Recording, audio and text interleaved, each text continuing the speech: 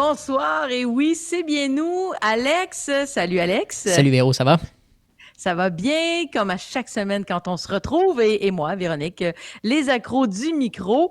Cette semaine, en fait, c'était mardi, le 8 mars, mais moi, je dis que c'est toute la semaine, et pourquoi pas toute l'année, tiens, on soulignait la Journée internationale des droits des femmes.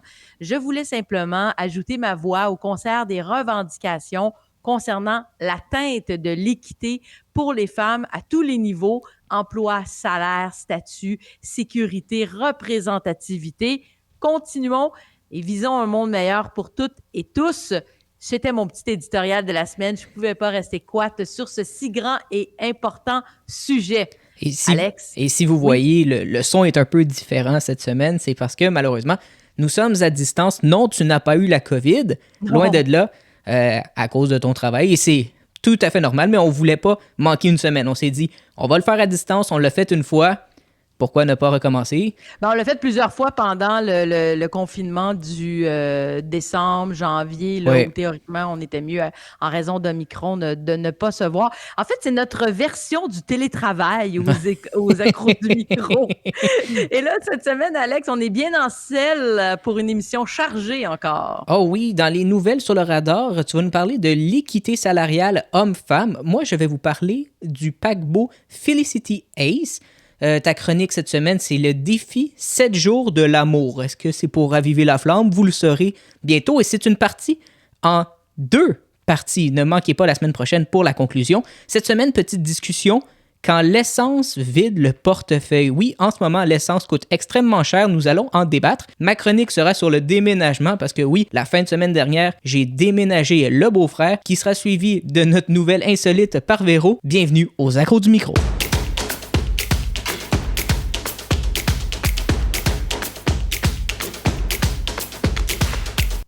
Mardi dernier, c'était la Journée internationale des droits des femmes et la nouvelle sur mon radar cette semaine concerne les finances des femmes. Quand on dit que l'égalité n'est pas encore atteinte, les faits et statistiques continuent de le prouver année après année, bien malheureusement. Sans nier les avancées qui sont faites, il en demeure pas moins qu'un fossé existe toujours entre les femmes et les hommes sur plusieurs aspects dans la société, notamment au niveau économique. L'Institut de la statistique du Québec, ISQ, nous apprenait récemment que le salaire des hommes a davantage augmenté que celui des femmes en 2021. On sait que la croissance des salaires n'a pas suivi l'inflation l'an dernier. Le salaire horaire moyen a augmenté de 2,2 alors que l'inflation a cru de 3,8 Gérald de Filion sort de ce corps, mais sans surprise, ce sont en majorité les femmes qui sont touchées par cet écart. Si on reste dans le taux horaire moyen au Québec pour 2021, les hommes ont vu leur salaire augmenter de 2,7 pour se situer à 30 et 16 alors que le salaire horaire des femmes n'a augmenté que de 1,5 pour atteindre 27 et 39 Donc, les femmes subissent davantage des contre-coups de la hausse des prix, alors qu'elles sont en plus celles qui gagnent généralement moins. L'ISQ précise que plusieurs emplois se sont créés dans des secteurs à prédominance masculine en 2021, comme la construction, les services professionnels, scientifiques, techniques, informatiques. Les femmes sont en général moins présentes dans ces types d'emplois, l'une des raisons pour lesquelles le fossé salarial s'est donc creusé. Pendant la dernière décennie, cet écart s'était pourtant rétréci.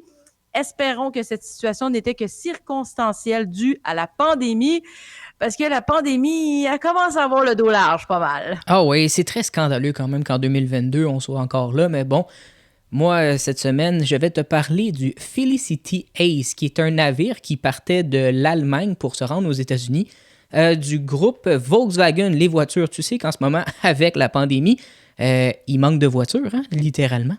Eh bien, le 16 février dernier, vers 9h, il y a eu un feu sur le paquebot. Puis là, tu te dis, pourquoi tu me parles d'une nouvelle du 16 février? Eh bien, devine quoi, depuis quelques jours, le paquebot a finalement sombré, emportant avec lui 4000 véhicules de marque Volkswagen. Là, tu te dis, bon, c'était-tu des chars pour monsieur, madame, tout le monde? Il y avait de tout. Il y avait 1100 Porsche, 189 Beetle, plus de 1900 modèles Audi, 500 Volkswagen, dont tout ce qui était les Golf, et 85 Lamborghini. Fait que là, tu te dis, ouh, méchant beau carnage. Oui, tout à fait. On estime les pertes selon la firme Russell Group à 401 millions de dollars US. Mais là, tu te dis, est-ce que justement il y a eu des victimes par rapport à ça? Parce qu'il y a quand même eu un feu. Non, il y avait 22 membres d'équipage lors de leur départ et les 22 se sont poussés le 16 février dernier. Donc, depuis quasiment un mois, le bateau était à la dérive et les conditions météorologiques n'aidaient vraiment pas avec des vagues monstrueuses. Et il y avait beaucoup de vent. Les autorités ont contrôlé le feu, si on pourrait dire cela ainsi, pour évaluer les dommages. Et quelques semaines plus tard, le bateau a coulé. Donc, il va falloir, si vous voulez une Volkswagen, je vous conseille d'attendre ou d'aller vous acheter un équipement de plongée et peut-être aller vous chercher une Lamborghini.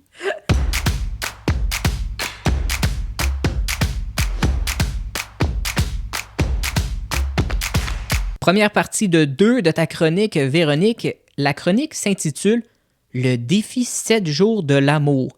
C'est quoi ça? Ouais, Alex, c'est intriguant, j'en conviens. Mais c'est parce qu'en ces temps incertains et anxiogènes, planétairement, là, on a besoin d'amour. En fait, on a toujours besoin d'amour. Et je vais te dire, là, j'ai été inspirée par le passage si mémorable de Docteur Lamour Docteur Lamour. Alors, j'avais envie de répandre aussi des idées pouvant favoriser les rapprochements. Alors, je me suis, et pour ceux qui se demandent c'est qui Docteur Lamour, allez écouter notre émission spéciale Saint-Valentin du mois de février qui est disponible sur notre chaîne YouTube. Vous allez voir, c'est succulent. Un invité spécial, Docteur Lamour. On n'en dit pas plus. Non.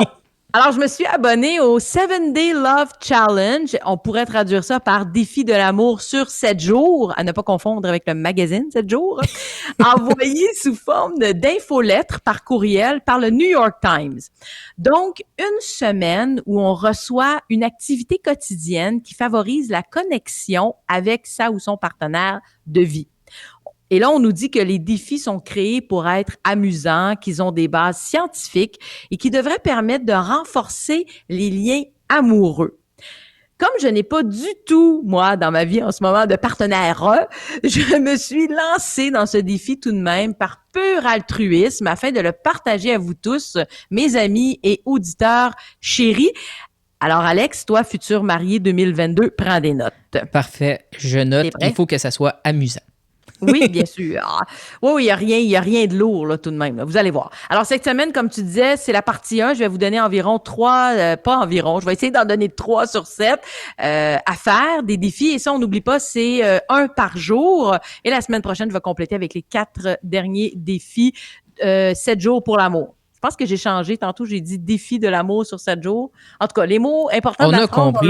Il y a 7 jours. Il faut faire un défi à tous les jours. Ça veut dire il y en a 7 dans une semaine. Puis c'est par rapport à raviver la flamme. Voilà, les mots importants, défi, 7 jours et amour. Alors, mettez-les dans l'ordre que vous voulez, là. Mais les mots 7 et jours doivent être impérativement être ensemble, hein. On pourra pas dire, par exemple, le défi des 7 amours par jour ou l'amour des défis jour 7. En tout cas, je vais. Premier jour, jour 1, le premier défi, c'est tenir les comptes. Et là, c'est rien de financier. Le premier défi nous invite, en fait, à être gentils l'un envers l'autre, ce qui devrait, j'espère, ma foi, aller de soi. En fait, le défi consiste à noter les petites et grandes choses que vous faites ou dites tous les deux, et qui vous font vous sentir aimés et liés l'un à l'autre. Ça peut être un compliment, un baiser avant de quitter, la préparation du repas, offrir des fleurs. Alors, l'objectif du défi, c'est d'identifier au moins 5 choses que votre partenaire fait régulièrement pour exprimer son amour et partager vos impressions et sensations à deux. Est-ce que c'est quelque chose, toi, étant en couple, Alex, que tu penses que tu pourrais faire? Noter des beaux gestes quotidiens, des paroles, puis vous partagez le tout après une journée. Ben, ça dépend, ce serait pour quel jour de la semaine. C'est sûr, si tu me commences une semaine à un lundi et qu'il faut que j'y écris une liste de 5 choses qu'elle fait bien, tu sais, bon... Ben voyons, c'est quoi le rapport de la journée? Je sais pas, moi, il y a 7 jours, j'essaie de figurer et de dire à tout le monde, là, c'est quoi les jours? Comme là, exemple, ça, je comprends absolument pas ce défi-là, donc je vais le mettre genre le mardi ou mercredi. OK, parfait. Mais bon. Oui, je pourrais le faire. Bon, on va passer au jour 2 d'abord, parce que ça a l'air laborieux. Ah oui. Se tenir la main. Le défi 2, là, c'est de se Wesh. tenir la main. La science nous apprend non seulement que le toucher régulier est un moyen puissant de renforcer votre lien avec quelqu'un, mais que se tenir la main réduit également le stress. Donc, le défi, c'est de prendre toutes les occasions possibles pour vous tenir la main à la table, en allant prendre une marche, en regardant la télévision. Ensuite, vous prenez le temps d'en parler. Ah non, c'est ça, c'est que vous prenez le temps. Ah non, c'est ça, comme si Oh non, c'est ça. Non, mais c'est que vous parlez de quelque chose dans votre vie qui vous stresse, qui cause de l'anxiété, peu importe le sujet, pendant que vous racontez un moment pas agréable, tenez la main de votre partenaire pendant que vous parlez de ça. Et là, à tour de rôle, ressentez ce que ça vous fait de tenir la main en parlant de ces moments-là. Vous allez voir, c'est comme si l'autre personne prenait en quelque partie, une partie, en fait, d'une charge émotionnelle. Ouais, Est-ce moi, que tu es un ben, tenue moi de main, toi, quand si on peut dire? quand je tiens la main de ma copine, c'est quand on passe proche d'une boutique, elle voit des belles robes, puis elle dit « Je veux aller là! » Non, non, non, non, non, Ah, reviens. toi, c'est Non. un tonnage de main de je la retiens. Je la retiens pour le portefeuille. Je la retiens pour le OK. portefeuille. Mais vas-y, Ah, vas-y. là, Alex, je pense que je vais t'abonner, moi, à ce défi-là. Tu vas les recevoir, tu vas être obligé de le faire, ça va t'aider. Parfait. Troisième et dernier pour cette semaine, l'heure du compte.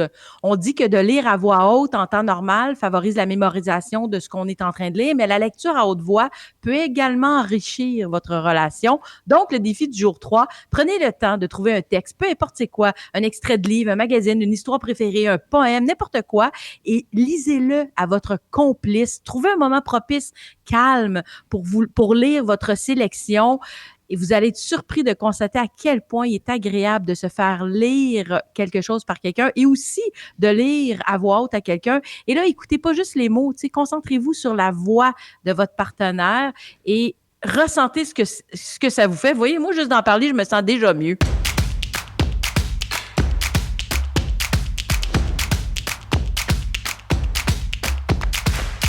La météo, la politique, maintenant rajouter l'essence. Oui, cette essence qui nous commence à nous vider le portefeuille augmente drastiquement depuis la guerre entre les Ukrainiens et les Russes. Je sais pas pour toi, Véro, mais moi, en ce moment, je trouve que ça fait mal au portefeuille quand je vois une 95.9. J'aime pas vraiment ça, mais toi, tu as pris une décision quand même, ma foi, très respectable. Tu as vendu ta voiture. Oui, c'était une réflexion qui a été entamée il y a une couple de mois et j'ai vendu ma voiture la semaine dernière. Ça s'est concrétisé vendredi dernier. Donc, je pense que sans nécessairement l'avoir souhaité de cette façon-là, je pense que ça arrive à un super bon moment, là, Oui. comme on dit, c'est comme un sens du timing. Il faut dire que j'habite à Montréal, somme toute près du centre-ville. Donc, je suis quand même dans un environnement où le fait de ne pas avoir de voiture est possible.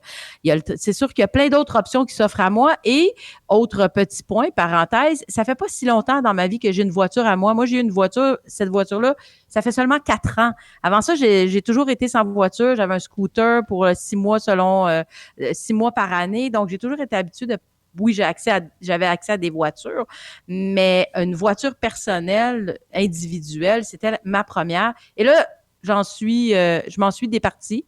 Il y avait des raisons économiques, environnementales, mais là, effectivement, comme tu dis, avec le prix de l'essence, le prix, l'économie, c'est vraiment finalement la raison économique qui prend le dessus, là. Non, mais l'inflation, et en ce moment, c'est lorsqu'on écoute les nouvelles, on parle de 3 choses. On parle de la guerre entre les Russes et les Ukrainiens. On parle un petit peu de COVID, parce que oui, c'est pas fini, mais on dirait que c'est fini. Puis on parle beaucoup de la chaussée et le prix de l'essence. Comment ça se fait que le prix de l'essence est élevé? Et tu as sorti une statistique, si je ne m'abuse, par rapport à 2019, 2020 ou 2021, par rapport à combien les Québécois payent de plus. Oui, ben en fait, c'est le Journal de Montréal qui titrait que les hausses du prix de l'essence auraient coûté 1 000 $ environ aux consommateurs depuis un an. Ils ont fait une analyse en prenant le prix de l'essence de l'ordinaire qui était l'année dernière en moyenne à 129,1 cents, puis à Montréal, disons, puis qu'au début de cette semaine, on est à 194,1 cents, 1,94 le litre. Donc, selon les analyses qui sont faites, le type de véhicule, la consommation moyenne, cette hausse-là en un an nous coûte environ 1 000 $ de plus. C'est 1 000 $ de moins qu'on a dans nos poches. C'est énorme comme différence. En fait, juste une dernière statistique, là, comme je te dis, je ne sais pas pourquoi, là, ce soir, c'est les statistiques. Là, Gérald Piélion a pris possession de moi. Mais le mardi, le prix moyen de l'essence a battu les records qui dataient de 2008. En fait, en un mois, juste en un mois, là, on parle d'une augmentation de 20 %. C'est effarant, sérieusement. Là. Puis c'est vraiment pas un problème qui va disparaître. Au contraire. Là. Moi qui chialais sur le prix de la laitue en début d'année, hein, je peux te dire que maintenant, mes problèmes sont plus grands que ça. Tu l'as dit, on habite les deux en ville. Et en ville, qu'est-ce qu'on fait beaucoup en véhicule lorsqu'on roule? C'est on roule, on arrête, on esquive un nid de poule, on roule, on arrête. Oh, une police, elle nous a pas vu, parfait. On roule, on arrête, on dépasse un petit peu la vitesse. On roule, on arrête. OK, à un moment donné, je suis arrivé à ma destination. Fait que c'est sûr qu'on brûle beaucoup de carburant. Et avec notre hiver québécois actuel, fait frais tentant, comme on dit. Fait que c'est sûr que la chaufferette, elle fonctionne. Hein? On se le cachera pas, la chaufferette, elle fonctionne. Moi, elle n'est pas dans le tapis, mais pas loin. J'essaie de la baisser pour économiser. Mais quand je vois l'essence, puis je sais qu'au IGA, des fois, selon ton épicerie, tu peux avoir des rabais chez Shell, ça vaut même pas la peine. Hein? Moi, je vais arrêter de prendre ça parce que c'est pas... tu sais, je veux pas paraître pour un égoïste de l'économie, là, mais je sais que 3 sous, c'est 3 sous, mais tu sais, je mets le même montant, puis je me dis, advienne que pourra. Il y aura le nombre de litres dans mon auto, puis ça sera ça. À place de mettre de l'essence aux 12 jours, je vais l'en mettre aux 7-6 jours, puis je vais dépenser de l'argent. Oui, en bout de ligne, c'est sûr que ça va te coûter plus cher, mais si je ne m'abuse, t'avais quand même tu étais tombé sur quelques petits trucs qui pouvaient nous aider à tenter d'économiser de l'essence. Tout à fait. Hey, tu me mets sur le chemin et sur la sellette, ma chère Véro. C'est fou, on dirait qu'on s'est préparé avant notre chronique. Eh bien oui, j'ai trouvé une liste de 12 trucs, ça s'appelle des trucs, c'est comme ça qu'ils l'ont appelé, faciles pour économiser de l'argent, et vous pouvez sauver jusqu'à 50 sous du litre. Et là, tu te dis, mais mon Dieu, Alex, parle-nous de ça et à l'instant. Eh bien, ne tardons plus, je vais vous faire littéralement une belle liste et je veux ta réaction aussi parce qu'il y en a que tu te dis, à Montréal, c'est impossible de faire ça, mais bon. Le premier, c'est éviter les arrêts et les départs brusques. OK, qu'est-ce qu'on dit par là? C'est simple, c'est attention quand tu roules, mais s'il y a quelqu'un qui te fait une queue de poisson, par exemple, vas-y en douceur, hein, parce que tu vas sauver du gaz. Moi, excuse-moi... Moi, excuse-moi, à Montréal, là, tu sais, il y a le dicton « conduire pour soi et conduire pour les autres ». Ben, il y en a qui l'ont pas, ce dicton-là, puis ils font juste chauffer. On appelle ça en cow-boy un petit peu, là, c'est pénible. Ça, par exemple, les arrêts et les départs, si tu me permets 30 secondes, ça va augmenter la consommation d'essence du litre pour revenir à peu près à 10 à 15 sous supplémentaires que vous allez gagner par rapport au départ. Allez-y lentement, mais sûrement.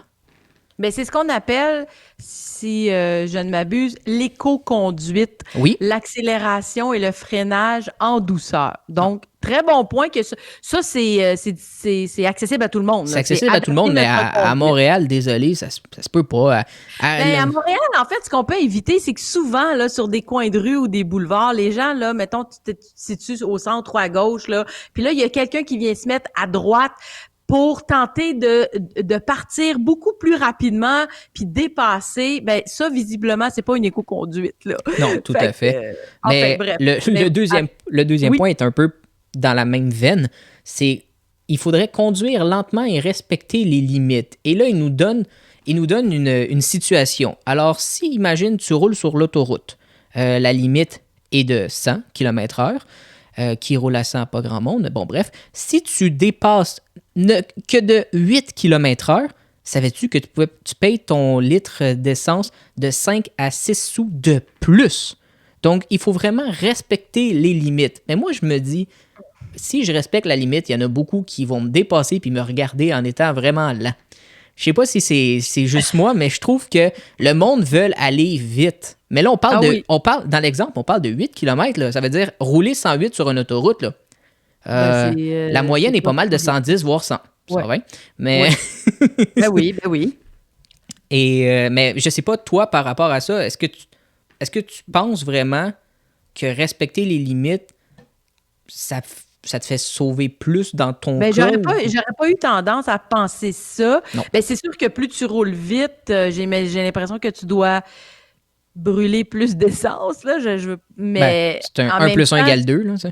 oui, mais en même temps, une route à 50, mettons, une rue à 50, une rue à 30, je vois pas j'ai de la difficulté un petit peu à le comprendre, mais en même temps, j'y vais pour la sécurité, fait qu'allons-y en respectant les limites. Ben oui, Sécurité et on s'entend économie. que quand tu fais tes cours de conduite, d'habitude, là, si c'est 50, tu roules 50. Si tu roules 70, c'est 70. Mais tu sais, je sais pas si tu connais la fausse loi du 10 km/h, que tout le monde pas mal utilise. Là, Ben, c'est pas 20? Non, non, 10, ça veut dire que quand tu vois 50, tu roules 60 puis il n'y a pas de problème. 20, c'est un ticket. 20 de plus, c'est un ticket. Ben non, 20, c'est sur l'autoroute, mettons 110, 120. Non, Ouais, c'est sûr que tu peux avoir un ticket. Mais en même temps, tu peux avoir un ticket à 105, là, parce que la limite, c'est 5.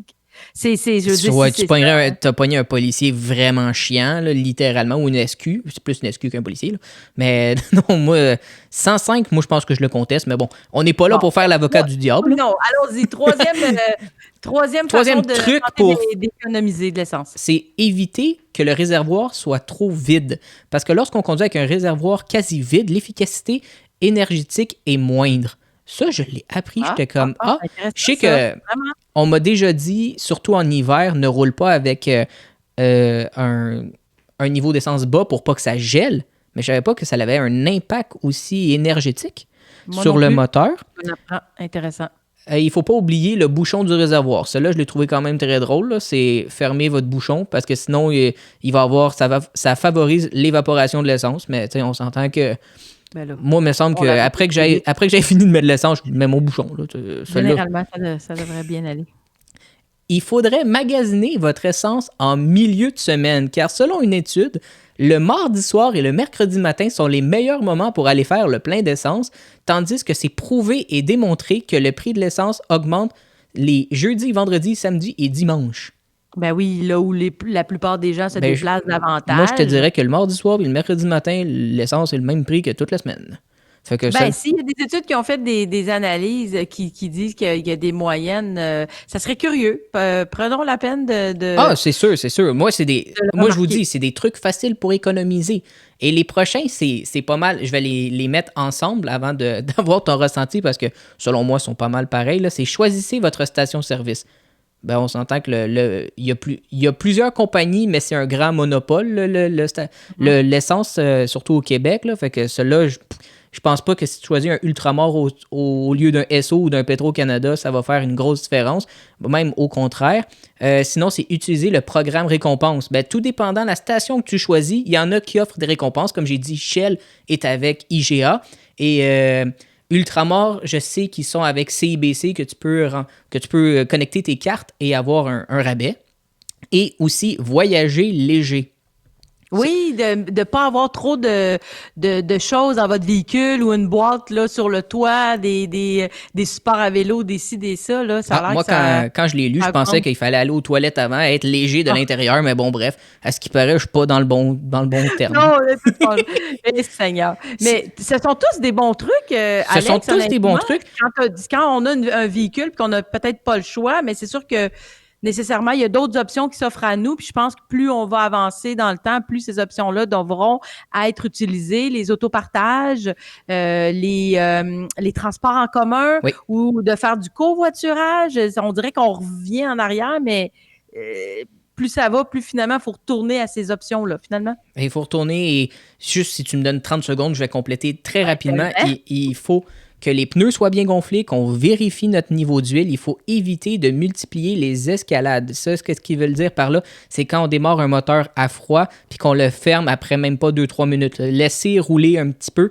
Et le meilleur conseil, et celui-là, je le trouve hilarant et je conclurai là-dessus, c'est chercher le meilleur prix d'essence.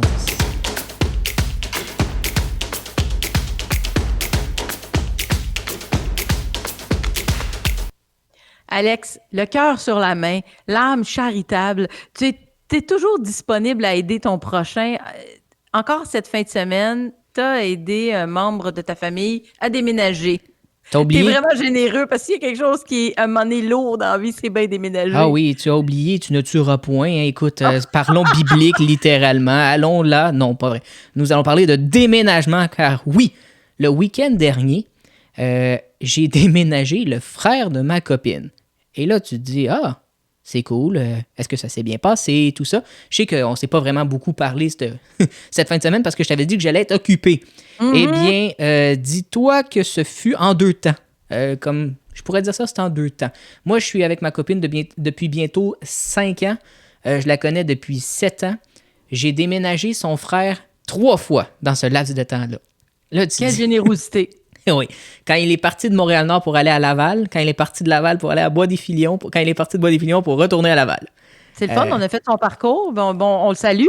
Mais rendu là, moi, je vais être la fille pas fine. Ça ne tente pas de payer des déménageurs.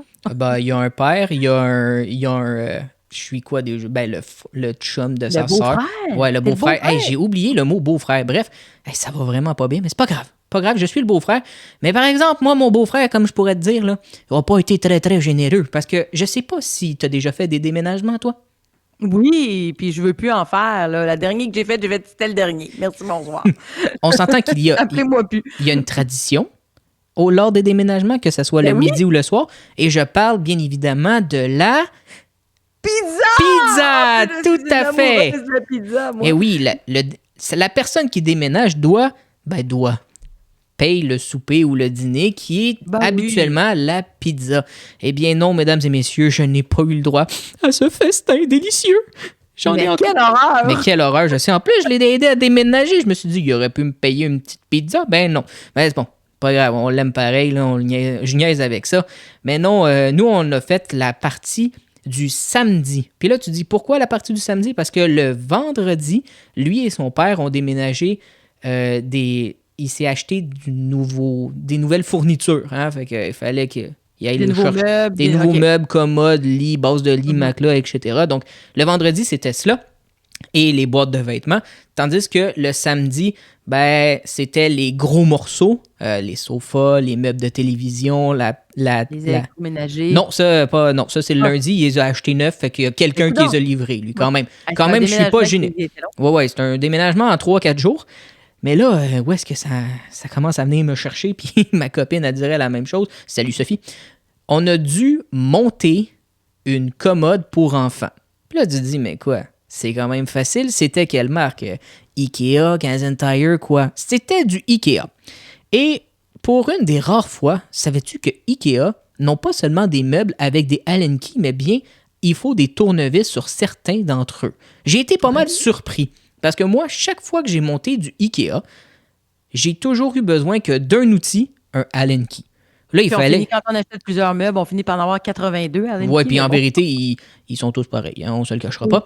On a monté une commode, je ne sais pas si ça se dit bien, mais en 2h45. C'était une commode à 6 tiroirs. Une fois, on l'a monté. C'est long que tes Lego, ça, à 4000 morceaux. Hey, on l'a monté en 2h45 parce qu'on a monté un morceau à l'envers puis on s'en est rendu compte un peu trop loin. À l'étape 2, ma copine était déjà comme hey, Alex, on s'en va dessus. À l'étape 46, elle dit on a quasiment fini. Fait que là, j'étais comme ben oui, on a quasiment fini. Mais là, ce n'est pas tout parce que là, il y avait aussi un lit pour son fils. Mais ça, on l'a laissé monter le dimanche. Nous, on n'est pas allé là. On est retourné le lundi midi pour monter un jouet pour enfants, une petite cuisinette de bois achetée chez Walmart. Est-ce que tu as déjà monté un meuble de chez Walmart? Non, je vais pas chez Walmart, ici éditorial, mais continue. Non, je peux te dire que, désolé, là, c'est pas mal de la chenoute. Les vis ne rentraient même pas dans les 10 panneaux. Non. On vissait, ça allait tout croche. Peut-être aussi c'était les personnes qui vissaient qu'on ne s'est pas aligné. Ça se peut. Hein? Écoute, tout se peut. Mais non, ça nous a pris 45 minutes, un petit meuble d'à peu près 1 mètre de haut. Avec, on est à peu près à 3h30 ici, là, puis vous avez juste monté 2 meubles.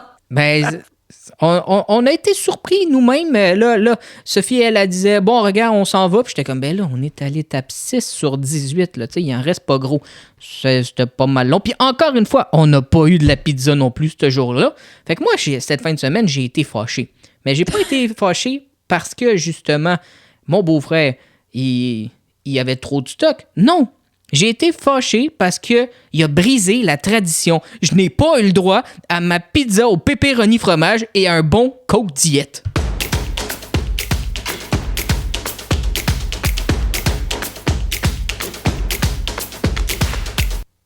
Avant de conclure l'émission, on aime toujours ça, faire un petit segment, nouvelle insolite, nouvelle cocasse, quelque chose qui nous fait sourire ou qui attire notre attention de façon inattendue.